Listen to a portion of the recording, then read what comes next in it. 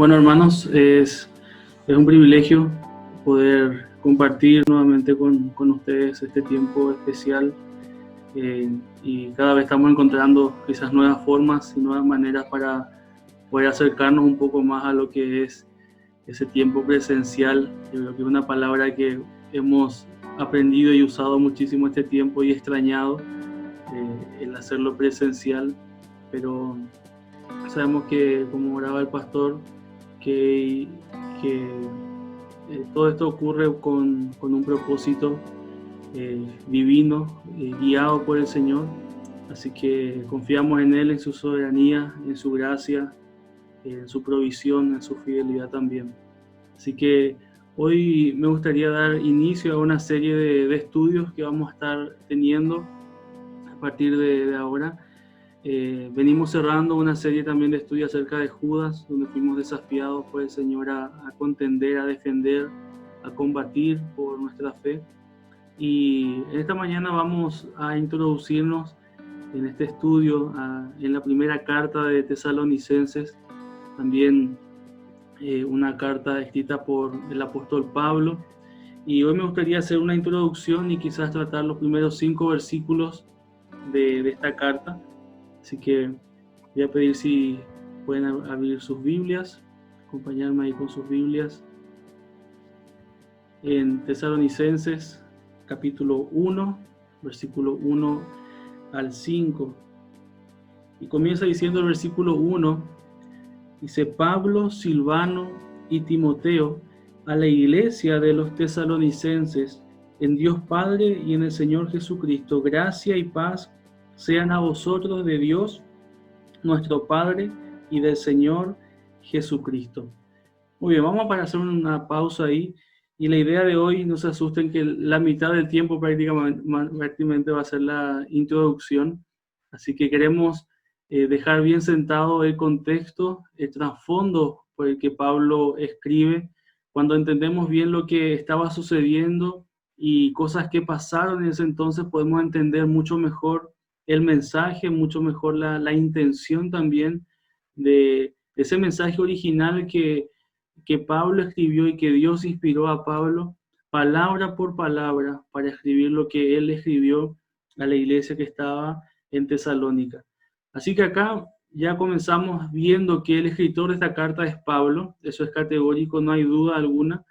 Él incluye como remitentes también a su equipo, en este caso Silvano, que es otro nombre que se le da a Silas, quizás es más conocido como Silas, pero también se conocía como Silvano, y este compañero Timoteo también. Silas fue el que estuvo con Pablo y también más tarde él estuvo sirviendo junto a Pedro, él estuvo sirviendo como escritor, como alguien que estaba transcribiendo las cartas o los mensajes de Pedro.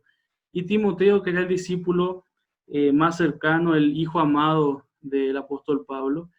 Y ellos como equipo, aunque Pablo es el remitente principal, aunque él escribe y lo hace en primera persona durante toda la carta, ellos escriben todos juntos como un equipo que estuvo trabajando ahí. Vamos a ver un poco la historia. Y dice: a la iglesia de los tesalonicenses, la iglesia de los tesalonicenses. Entonces, primero vamos a ver cómo era la ciudad, cómo era Tesalónica, y luego vamos a ver cómo comenzó la iglesia ahí, ¿sí? Entonces vamos a ver primeramente acerca de Tesalónica. ¿Cómo era Tesalónica? Bueno, Tesalónica, la ciudad, existe hasta hoy en día y es conocida como Salónica, ¿verdad? Esta ciudad era una ciudad griega y esta ciudad disfrutaba de algo diferente al resto de las ciudades que fueron conquistadas por el Imperio Romano, porque Tesalónica era considerada una ciudad libre. Aunque estaba dentro del Imperio Romano, era gobernada por los propios ciudadanos de Tesalónica. Ellos mismos eran de alguna forma independientes dentro de Tesalónica y tenían esa forma de independencia interna, aunque en rasgos mayores estaban igual gobernados por Roma. Esta ciudad tenía una gran importancia comercial porque estaba localizada justamente en una de las rutas principales, una de las avenidas que era conocida como la Vía Ignacia, ¿verdad? La vía Ignacia atravesaba de oeste a este todo el Imperio Romano. Entonces los romanos se encargaron de construir rutas por todas partes. Era una especie de empedrados, como conocemos hoy, que posibilitaban que el comercio continuara incluso con la lluvia, con las inundaciones. Igual esas rutas podían ser transitadas. Entonces era súper importante y fue una de las claves para la expansión y el crecimiento del Imperio Romano. Entonces, era una ciudad que estaba sobre esa vía, sobre esa carretera. Entonces era una sede central de actividad política y también actividad comercial. Respecto al área religiosa, en Tesalónica estaba el templo de una diosa griega llamada Afrodita. Esta diosa es conocida como la diosa griega del amor, y hay escritos antiguos que registran que en los cultos que se realizaban a esta diosa se practicaba la prostitución y toda clase de perversión sexual. Entonces podemos ya entender con esto que era una ciudad grande, era una metrópolis, era una ciudad creciente cada vez más en lo comercial, en lo político, pero también en lo inmoral. La depravación también iba creciendo. Imagínense que si su ámbito religioso incluía estas prácticas, lo religioso incluía estas prácticas, ya podemos entender cómo estaba entregado a la inmundicia este pueblo. A esta ciudad de Tesalónica es a donde llegan tres locos: Pablo, Silas y Timoteo. Entonces, ahí nos introducimos ya un poco a cómo comenzó la iglesia en Tesalónica. Voy a pedir que me acompañen a Hechos capítulo 17. Dejen ahí guardado un ratito Primera Tesalonicenses y vamos a Hechos capítulo 17. Y vamos a encontrarnos acá con el inicio de la obra en Tesalónica. Y vemos que Pablo fue a Tesalónica en su segundo viaje misionero. Recordemos que junto a su equipo, Pablo anteriormente había estado queriendo ir al norte, más a Asia, pero Dios le impidió y por medio de una visión, Él le redirigió, ¿verdad? El Espíritu, en una visión que él tuvo, él vio, dice, a un hombre macedonio que le clamaba: pasa, ven a Macedonia y ayúdanos. Entonces Pablo fue dirigido hacia Europa y llegando en la primera ciudad que se encontró ahí entre el límite de Asia y de Europa, se encontró con Filipos, estuvo ahí, comenzó la obra ahí, predicó el evangelio, se comenzó una iglesia en Filipos, y después, a causa de la persecución, tanto Pablo como Silas, en ese momento también estaban Timoteo y Lucas, el escritor del evangelio de Lucas, estaban acompañando a Pablo, y él y Silas fueron encarcelados, fueron llevados a la cárcel, después de una forma asombrosa fueron liberados, pero de ahí pasaron a la ciudad de Tesalónica. Habiendo pasado dos ciudades, llegaron a Tesalónica y empezaron la obra. Ellos llegaron, ya llegó solamente Pablo, Silas y Timoteo. Ya Lucas ya no fue a Tesalónica con ellos, posiblemente regresó a Jerusalén o a una de las iglesias que habían empezado, o se quedó en Filipos un tiempo más. Lo que tenemos que entender en este punto es que Pablo y Silas, cuando estuvieron en la cárcel, ahí en el capítulo 16, nos relata que cuando ellos fueron apresados y fueron condenados, dice que a ellos fueron azotados brutalmente. Dice que recibieron una golpiza ejemplar para todos aquellos que predicaran supuestamente algo contrario a lo que el emperador romano decía. Esa fue la acusación que le dieron a ellos, que ellos predicaban de un nuevo rey, de un nuevo emperador, de un nuevo señor, y decían que ellos querían sublevarse contra el imperio romano. Entonces, Pablo y Silas fueron apresados, fueron azotados y fueron puestos en cepo en la prisión. Y después de eso, inmediatamente ellos salen de ahí, son liberados. Recordemos cómo hay un temblor, las puertas de la cárcel se abren, el carcelero piensa que le van a matar porque se escaparon todos. Al final él termina creyendo en el Señor, su familia también son introducidos a la iglesia nueva ahí en Filipos. Pero Pablo y su equipo prontamente tienen que salir de ahí a causa de la persecución. Y tengamos en cuenta cómo llega Pablo y cómo llega Timoteo y Silas, cómo llegan a Tesalónica. Pablo y Silas especialmente ni siquiera habían tenido tiempo de sanar las heridas de esos azotes, ni siquiera habían tenido tiempo de descansar un poco más. Ellos llegaron directamente a Tesalónica y dice, versículo 1 de Hechos 17, que pasando por Anfípolis y por Apolonia, llegaron a Tesalónica, donde había una sinagoga de los judíos. Y ahí Pablo, como acostumbraba, él llegó a predicar primeramente a los judíos. Siempre él buscaba primeramente al pueblo de Dios, a los judíos, ya sea en una sinagoga, en un lugar de oración, como lo hizo en Filipos.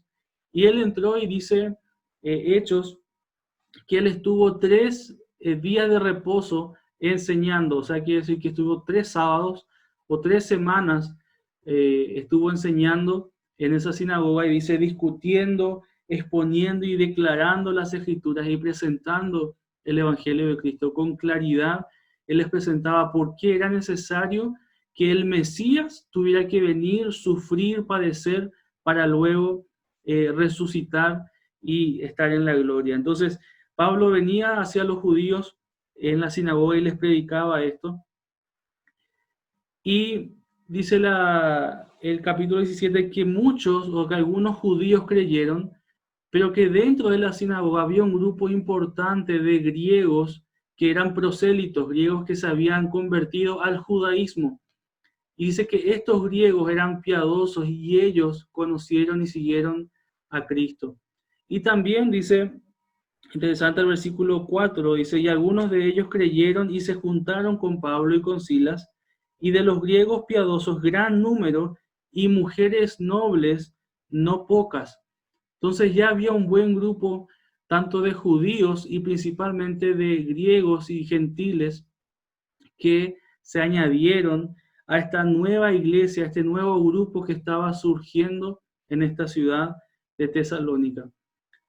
Apenas empieza la iglesia, apenas empezó la iglesia en Tesalónica, empezó a padecer una persecución súper fuerte.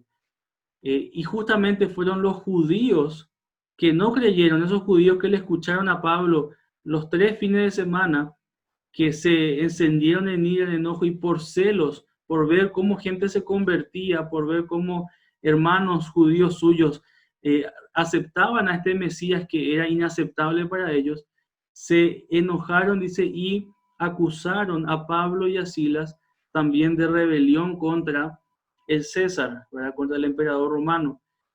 Y pusieron, dice, a toda la ciudad en contra de ellos, alborotaron la ciudad. ¿Y cuál fue la frase que usaron? Estos que trastornan el mundo entero también han venido a Tesalónica, también llegaron acá. Esos locos que están invadiendo con sus ideas, con su filosofía, ellos han llegado a trastornar acá, así como quieren trastornar el mundo entero. Creo que nunca ellos dijeron una verdad tan real. Eran locos por el Señor que querían trastornar con el Evangelio el mundo entero y lo estaban haciendo. Y con esta acusación, la ciudad se alborotó. Recordemos este hecho de que la ciudad de Tesalónica era una ciudad libre en cierta forma y ellos cuidaban demasiado que no haya ningún tipo de rebelión o ninguna causa para que el Imperio Romano le quite los privilegios que tenían. Entonces enseguida reaccionaron y fueron y buscaron a Pablo y a Silas, pero no lo encontraron. Encontraron a un hermano llamado Jasón, que era el que le estaba hospedando, y tomaron a Jasón, tomaron a varios hermanos, les enjuiciaron y le llevaron preso. Luego ellos pudieron salir habiendo pagado una fianza. La nueva iglesia que se estaba formando ahí, un mes o menos de un mes, ya vio que era necesario que Pablo y su equipo pudieran continuar a otro lugar y enviaron a Pablo y a su equipo a la ciudad de Berea, donde ellos también llegaron, hicieron lo mismo, llegaron a predicar ahí en la sinagoga con los judíos, y dice el escritor de Hechos que los de Berea eran más nobles que los judíos que estaban en Tesalónica, porque ellos comprobaban lo que ellos le decían para ver si era realmente así. Entonces, ellos dijeron, los judíos que encontramos acá en Berea son más nobles, son más diligentes en poder ver si es verdad a través de la Escritura. Pero ¿saben qué pasa? Hechos 17 también nos dice que cuando los judíos que estaban en Tesalónica se enteraron que ellos fueron a Berea a hacer lo mismo, desde Tesalónica viajaron a Berea para seguir esa persecución contra Pablo y su equipo. Y llegaron a la ciudad de Berea y también alborotaron la ciudad. Así que Pablo y el equipo tuvieron que salir también de ahí a causa de la persecución y fueron a Atenas. Estando en Atenas, y después vamos a ver en el libro de Tesalónica, Pablo no daba más del peso que tenía por la iglesia que había comenzado y que había tenido que abandonar en cierta forma temprana de la iglesia en Tesalónica. Y ya que él no podía ir porque él iba a ser perseguido y iba a causar más persecución para la iglesia en Tesalónica, él prefiere enviar al joven Timoteo para que él exhorte, para que él anime, para que él confirme la fe de los nuevos creyentes que estaban ahí. Y desde Atenas, Pablo envía a Timoteo, y Timoteo llega a Tesalónica para ver cómo está la nueva iglesia, cómo están los hermanos. Y luego de pasar un tiempo ahí en Tesalónica, Timoteo regresa y se encuentra con Pablo ya en la ciudad de Corinto. Pablo siguió avanzando y Timoteo se reencontró con él en la ciudad de Corinto, donde Pablo estuvo mucho tiempo más.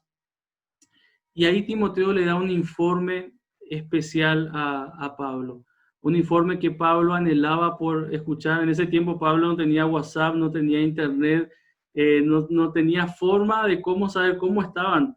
Y yo pienso en este tiempo, y a los jóvenes les decía la otra vez, no me acuerdo a quién le decía, que si Pablo hubiera tenido estas herramientas, Pablo iba a estar todo el día conectado haciendo videollamadas con los filipenses, videollamadas con los tesalonicenses, videollamadas con los colosenses, pero no tenía eso, así que escribió cartas, ¿verdad? Era el medio de comunicación que tenía. Y cuando Pablo recibe ese informe de parte de Timoteo, él se goza en gran manera porque el informe era increíble, era positivo. Por más de que Pablo y su equipo estuvieron tan poco tiempo, Dios hizo una obra espectacular en esa ciudad. Dice que Timoteo le comentó cómo habían crecido en tan poco tiempo, cómo estaban firmes.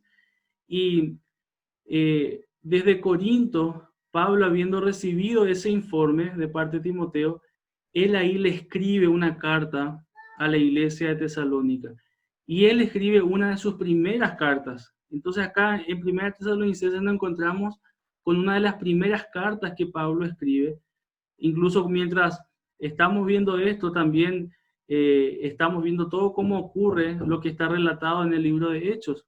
Entonces, Pablo escribe a Tesalónica para agradecer y para comentarles a los hermanos en Tesalónica lo contento, lo agradecido que él estaba por cómo ellos estaban mostrando las evidencias, las marcas de una iglesia verdadera. Y ese va a ser el punto al que apuntamos en este mensaje. Evidencias de un pueblo elegido, evidencias de un pueblo elegido. Recordemos que esta palabra iglesia, esta expresión iglesia, viene del griego que se parece mucho, que es eclesia. Y esta palabra eclesia significa fundamentalmente dos cosas: un pueblo que es llamado hacia afuera, y significa también una reunión popular o una congregación. Un grupo de personas, resumiendo, que son llamados con un objetivo, con un propósito. Un grupo de personas, una congregación llamados con un propósito. Y acá no estamos hablando de un club social, estamos hablando de un organismo que es espiritual, compuesta por personas a quienes Dios trasladó, llamó por su gracia de las tinieblas a su luz admirable. Tenemos que entender que en la Biblia ni una sola vez se menciona a la iglesia como algo ligado a un edificio o a un salón. Ninguna vez.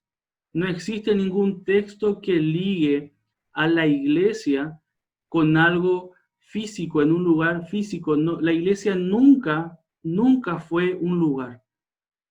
Para nosotros quizás es difícil entender y comprender porque a nuestro salón o al lugar donde nos congregamos le llamamos iglesia. Pero en la Biblia en ninguna oportunidad menciona a la iglesia como un lugar, sino que siempre es enfático de que la iglesia siempre fueron los creyentes. La iglesia siempre fueron personas.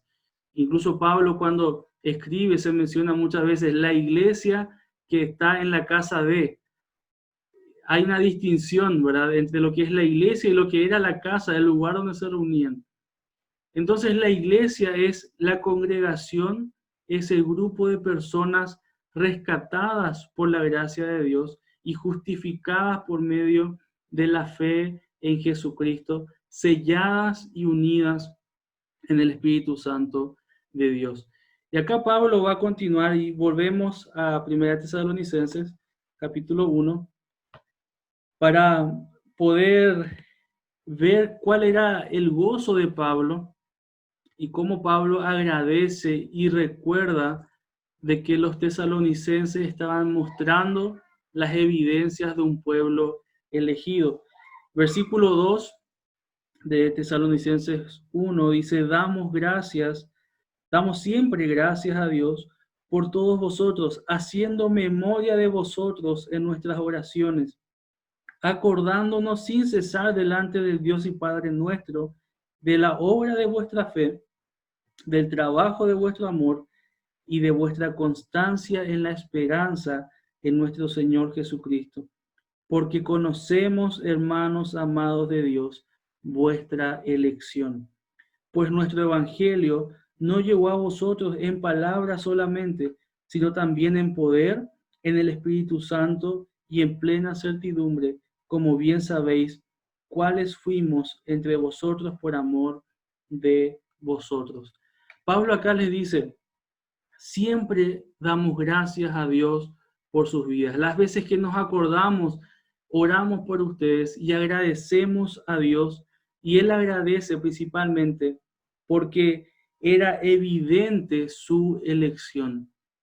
Era evidente que ellos habían sido elegidos por Dios para salvación. Pablo reconoce e identifica estas evidencias de la elección de Dios en los creyentes de Tesalónica. Y no podemos pasar por alto este énfasis que hace Pablo en lo que es la doctrina de la elección. Él describe estas evidencias, pero dice, bueno, estas evidencias demuestran su elección. La doctrina de la elección ha sido una de las más controversiales dentro de la historia cristiana también, y en muchos casos se ha malinterpretado y se ha llevado a diferentes extremos que no son bíblicos.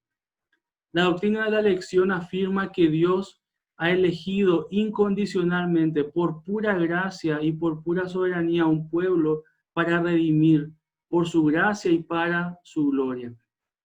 Él eligió sin condición, por gracia y por soberanía absoluta, a un pueblo para redimir para su gloria. Y nosotros constantemente necesitamos que se nos recuerde esto, como la doctrina de la elección nos recuerda que solo por el llamado de la gracia de Dios es posible que vos y yo seamos contados dentro de esta congregación de cristianos, dentro de esta iglesia. Es solamente por el llamado, por la gracia y por la elección de Dios que nosotros podemos formar parte de este organismo vivo. No es algo que nosotros alcanzamos, no es algo que nosotros logramos. Es Dios el que desde un principio tomó la iniciativa en la salvación. La doctrina de la elección nos recuerda claramente que no somos nosotros los que hacemos la elección. No somos nosotros los que escogemos a Dios. Juan 15, versículo 16, dice, no me elegisteis vosotros a mí, sino que yo os elegí a vosotros. Y la Biblia es enfática. Primera de Juan capítulo 4, versículo 19, dice, nosotros le amamos a Él porque Él nos amó primero. Siempre fue Dios dando esa iniciativa, siempre fue Dios buscando primero. Romanos nos dice, ¿quién buscó a Dios? No hay justo ni aun uno. La única posibilidad de que estemos con Dios no es que nosotros le hayamos buscado, sino que Él nos buscó. Alguien dijo la siguiente frase, la vida cristiana es un peregrinaje en el que tomamos parte solo por invitación. La vida cristiana es un peregrinaje en el que tomamos parte solo por invitación. No es algo a lo que nosotros podemos añadirnos por nuestra propia cuenta. Es algo a lo que nosotros somos tomados y puestos, somos trasladados. Si no fuera por el llamado de Dios, nunca podríamos responder con fe. Si no fuera por su gracia, nuestro arrepentimiento nunca iba a resultar en el perdón de Dios. La salvación no depende de nosotros. No es nuestra obediencia la que nos salva. Es Dios quien nos salva. Y gracias a Dios que es así. Gracias al Señor que es así la salvación, que la salvación no depende de nosotros, porque si yo ganara mi salvación, yo también la puedo perder. Si vos ganaras tu salvación, así como la ganás, también la podés perder. La doctrina de la elección asegura nuestra salvación, de que fue Dios el que la logró y nadie nos puede arrebatar de su mano. Esa es la seguridad que tenemos como creyentes, de que Él nos eligió y que estamos en las manos de Cristo y guardados por la mano del Padre también. Entonces Pablo les recuerda y dice, es hermoso ver en ustedes las evidencias de que han sido escogidos, han sido elegidos por Dios. Entonces, si vamos al versículo 3, Pablo va a mencionar 3 evidencias que le llevan a conocer y entender esto. Jesús mismo afirmaba de que el árbol es conocido por sus frutos. Justamente anoche hablaba el hermano Alex compartiendo con los jóvenes y enfatizaba esto.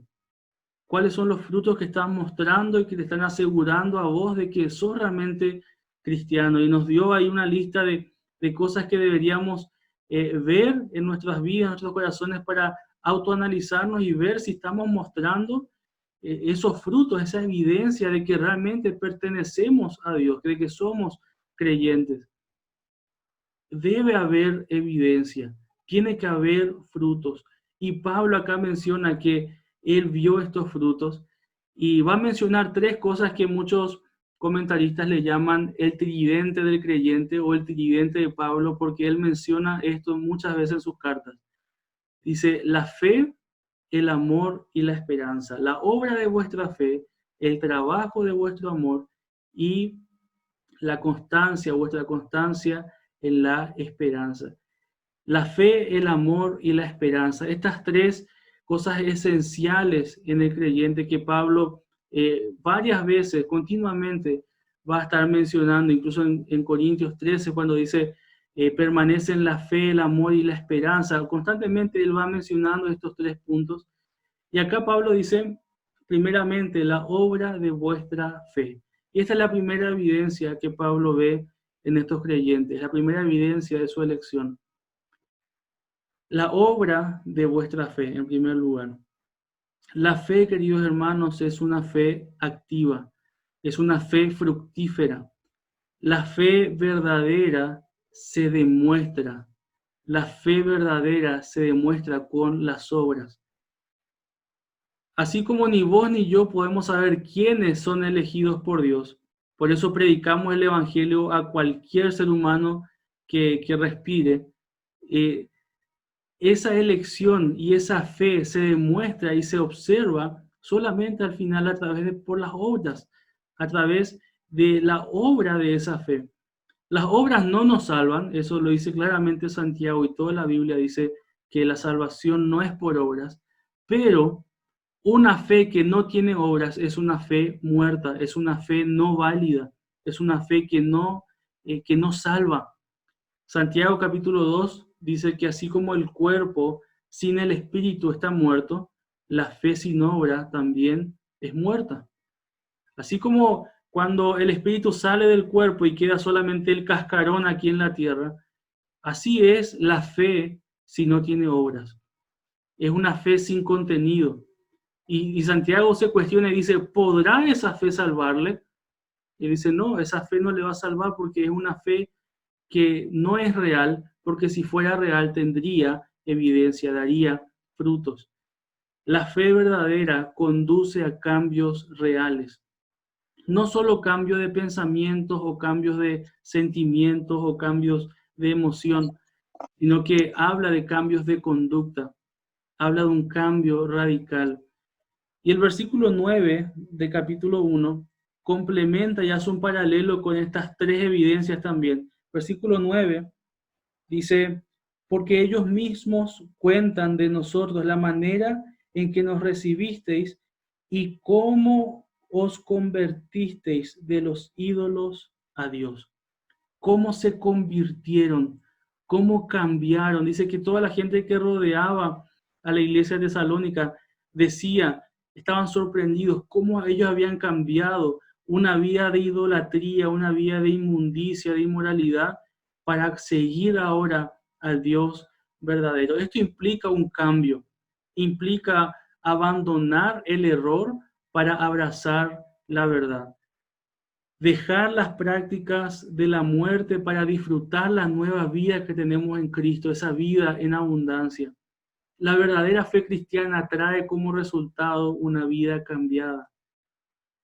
La pregunta que tenemos que hacernos, cada uno en nuestros corazones, es: ¿qué cambios realmente hay en mi vida?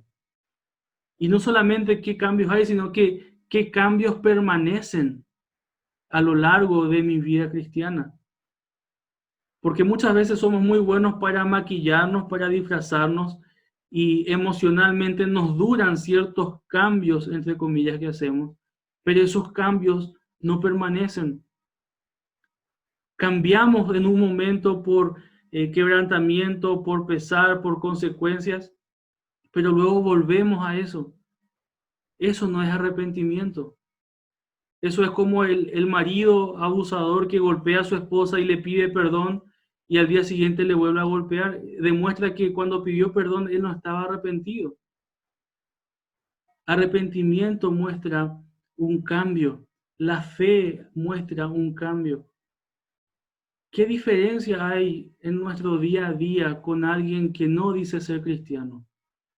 ¿Qué diferencia hay en tu objetivo de vida, en tu meta, en tus anhelos, en tus sueños? ¿Qué diferencia hay en vos que te decís ser cristiano, que te decís tener esta fe? ¿Qué diferencia hay con aquellos que no la tienen? Y yo creo que este es uno de los cuestionamientos más grandes hoy en día hacia el mundo o hacia el sector cristiano evangélico. Que casi ya no hay línea de separación, ya casi no hay diferencia entre lo que un cristiano, entre comillas, busca y lo que un mundano busca. Solamente la diferencia es que ese cristiano va a la iglesia los domingos. Pero en el día a día busca, se esfuerza, trabaja, transpira y vive y piensa solamente en cosas que cualquier inconverso piensa y anhela.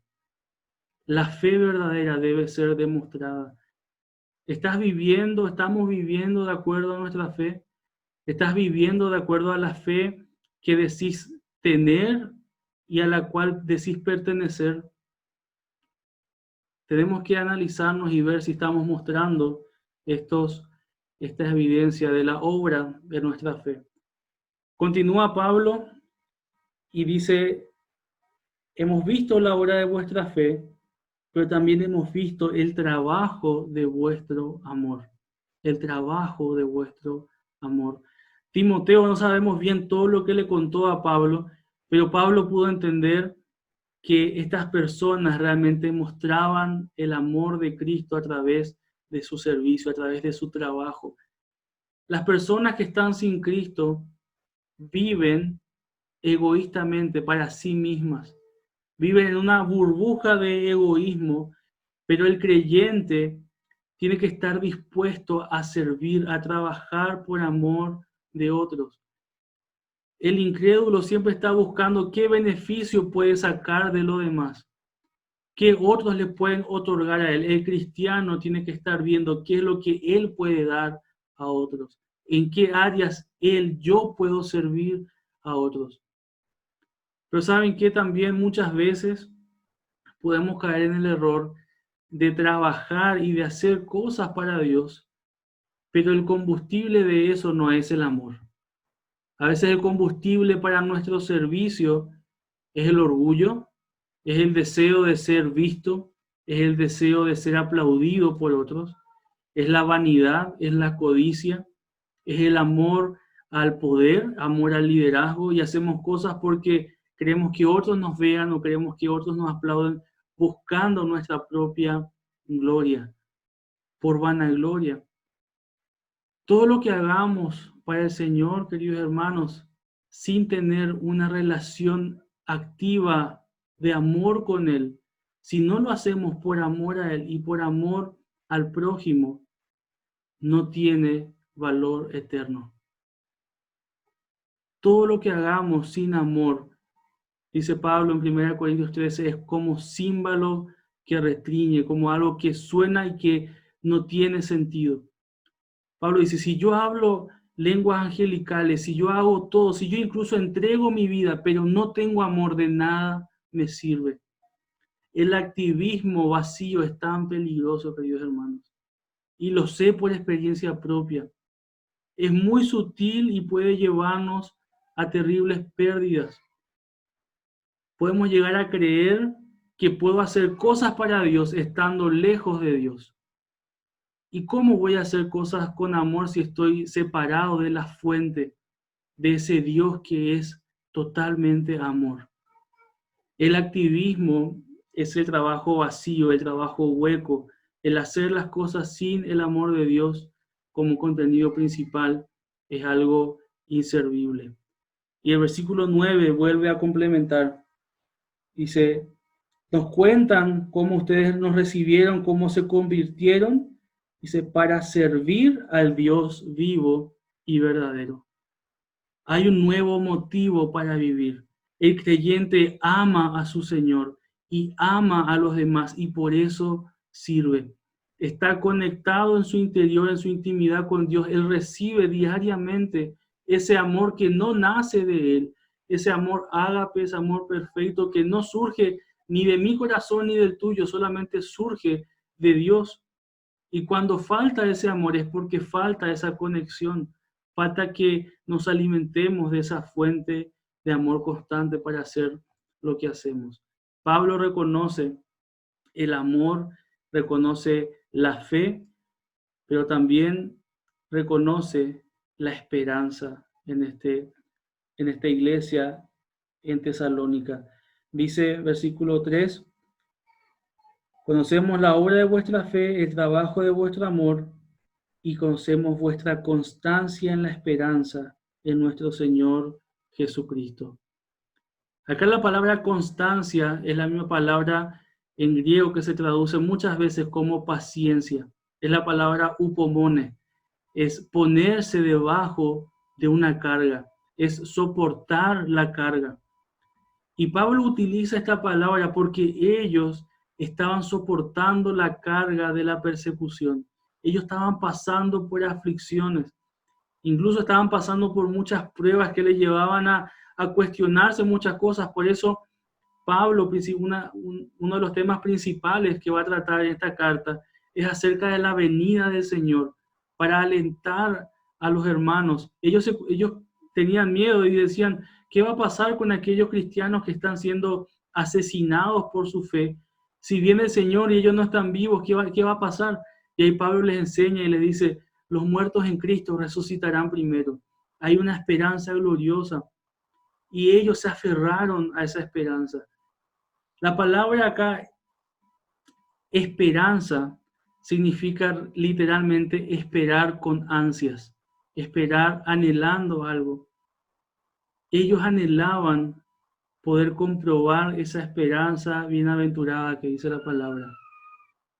Los creyentes tanto los tesalonicenses como los yerovianos, como la iglesia hoy, puede aferrarse a esa esperanza, pueden estar firmes en medio de las tempestades, porque saben y están convencidos de que el Señor los eligió y que los amó tanto que va a volver por ellos, y que el sufrimiento presente no es comparable a la gloria venidera que se ha de manifestar en nosotros, y tampoco se compara al sufrimiento eterno de aquellos que no respondan a ese llamado de gracia.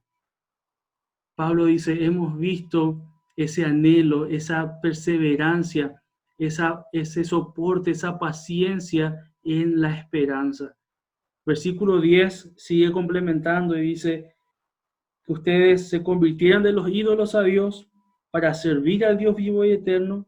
Versículo 10, y esperar de los cielos a su Hijo, el cual resucitó de los muertos, a Jesús, quien nos libra de la ira venidera. Pablo les dice, es maravilloso cómo ustedes se han aferrado a esta esperanza. La esperanza que tenemos en Cristo nos lleva a tener constancia, nos lleva a tener la perseverancia para soportar la carga que hoy nos toca llevar. La esperanza de gloria nos debe llevar a soportar las pruebas y los momentos difíciles con un aliento de gozo, con una perspectiva a un gozo eterno. Pero también la esperanza debe llevarnos a mantenernos limpios frente a las tentaciones. Primera de Juan, capítulo 3, versículo 2 al 3, les leo.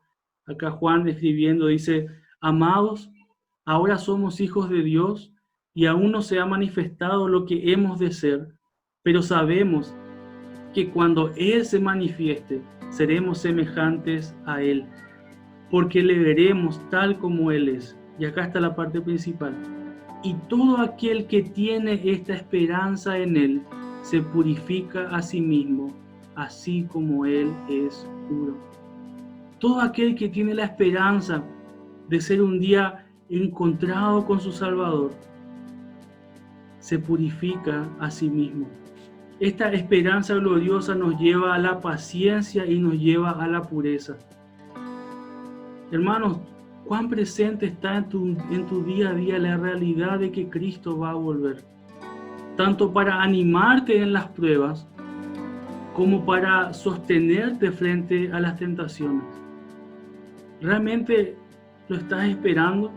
¿Realmente estás esperando y anhelando verle cara a cara?